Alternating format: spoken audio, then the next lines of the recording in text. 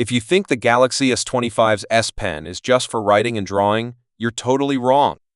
Today, I'll show you some hidden and pro tricks that will make your S Pen experience even better. 1. Write on the lock screen, screen off memo. Need to take a quick note?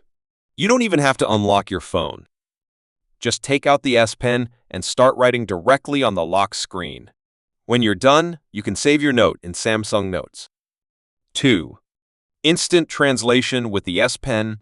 With the Galaxy S25's S Pen, you can translate any text instantly without opening a translation app. Hover the S Pen over a word or sentence. Select Translate. The text will be translated into your chosen language. 3. Smart Select Capture and copy anything. Ever wanted to copy text or an image from an app that doesn't allow it? Smart Select makes it possible. Take out the S Pen and choose Smart Select from the S Pen menu. Select the area you want and take a screenshot. You can even extract text from the image. 4. Sign documents digitally. Need to sign a document?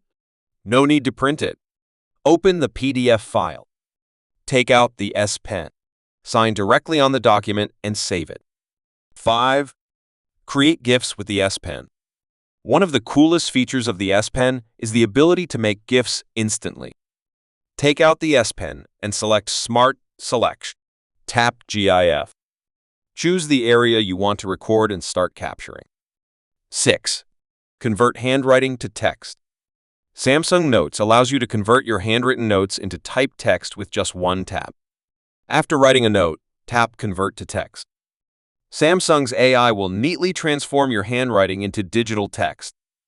7. Quick Erase with the S Pen button. If you're writing in Samsung Notes or using a drawing app, you don't need to tap the eraser tool every time. Simply press and hold the S Pen button and move the pen over the text or drawing to erase it instantly. This makes editing much faster and easier. These are just some of the hidden S Pen tricks that most people don't know about.